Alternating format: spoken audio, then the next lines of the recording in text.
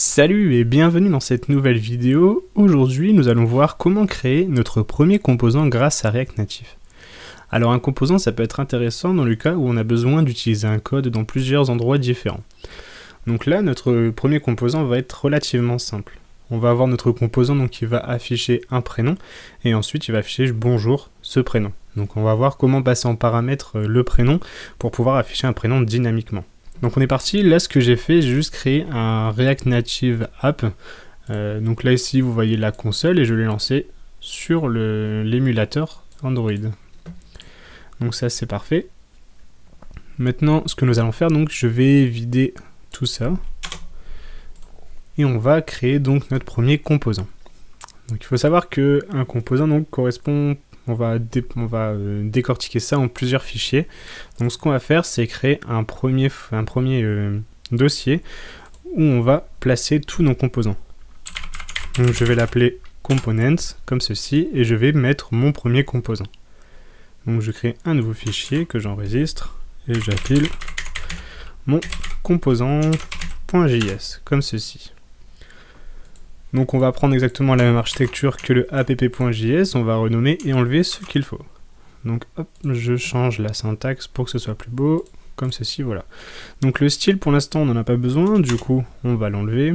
Là ici je vais renommer mon composant, comme ceci, et pour l'instant on est tout bon. Je vais juste enlever ça. Parfait.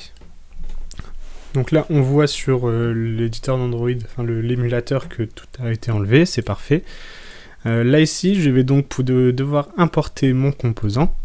Donc je fais import mon composant, comme ceci, depuis, donc from. Donc c'est le répertoire courant qu'on va ensuite on va aller dans le dossier components, comme ceci, slash. Mon component slash mon composant comme ceci. Voilà. Donc pour l'instant, je n'ai pas d'erreur dans l'éditeur, c'est parfait. Et ici, je vais donc placer mon composant. Donc c'est une balise auto-fermante, on n'a pas besoin de mettre du contenu à l'intérieur, on va juste passer des paramètres. Donc c'est mon composant, comme je l'ai appelé ici. Et je le ferme directement. Là ici, ce qu'on va faire pour commencer, c'est juste mettre du texte pour voir s'il a bien été importé. Je vais mettre bonjour comme ceci. Voilà, donc là on entend un petit peu, j'ai le bonjour qui apparaît. Donc si je mets plusieurs fois mon composant, j'aurai bien plusieurs fois bonjour.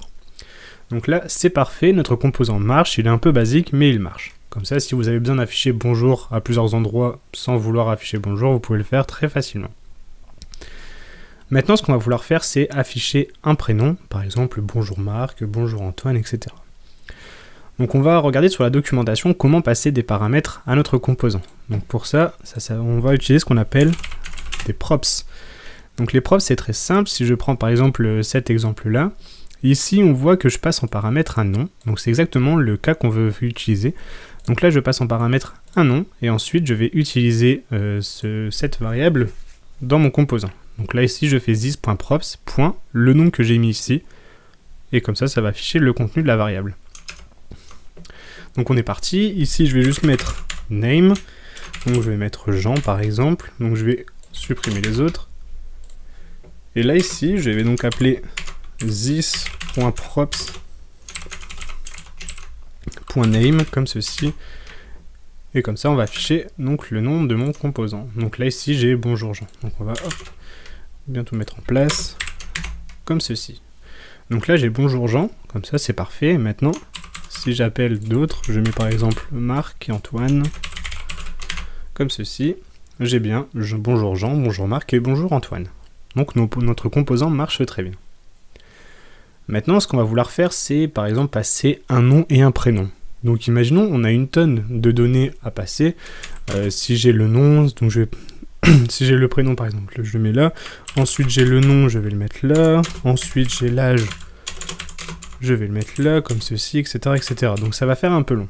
Donc on va utiliser un objet en JavaScript et donc on va passer en paramètres, comme ça on n'aura pas à mettre toutes les données directement dans notre composant. Donc je vais faire hop là, mes data par exemple. Donc ça va être un objet en JavaScript. Je vais mettre le nom. Donc on va mettre par exemple Dupont et le prénom qui sera Jean, comme ceci.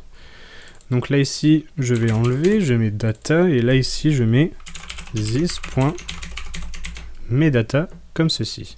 Donc là lui il ne comprend pas, du coup il met juste bonjour. Donc c'est normal, juste il y a un petit problème, c'est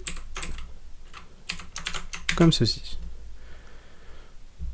Donc là on a bien passé this.metadata, c'est parfait, et là maintenant on va récupérer donc this.metadata. Donc là ici on a vu que pour récupérer la valeur on fait juste ça. Mais maintenant comment récupérer les données de notre objet? Donc on va commencer par faire un console log de notre props de .data. Sinon on va avoir beaucoup de données. .data qui correspond à cette variable ici. Et si je regarde ici, donc je récupère bien un objet avec comme nom Dupont et comme prénom Jean. Donc si je fais par exemple .data.nom dans mon console log, je récupère bien Dupont. Donc du coup ici j'ai juste à faire data. On va commencer par le prénom. Et ensuite on va faire this.props.data.nom. Et là ici j'ai bonjour Jean Dupont. Comme ça si je change ici, par exemple je mets Toto par exemple, là ici ça change bien à chaque fois. Donc voilà, nous avons vu comment nous pouvons créer un composant très facilement. Donc là, on a vu qu'il faut bien penser à l'importer. Ensuite, c'est des balises auto-fermantes et on passe nos données en paramètres. Donc on a vu comment utiliser aussi des objets directement dans notre composant, mais aussi des valeurs brutes. Donc par exemple, juste un nom. J'espère que cette vidéo vous a plu. Si vous avez des questions, n'hésitez pas à les poser en commentaire. Je me ferai un plaisir d'y répondre. Merci.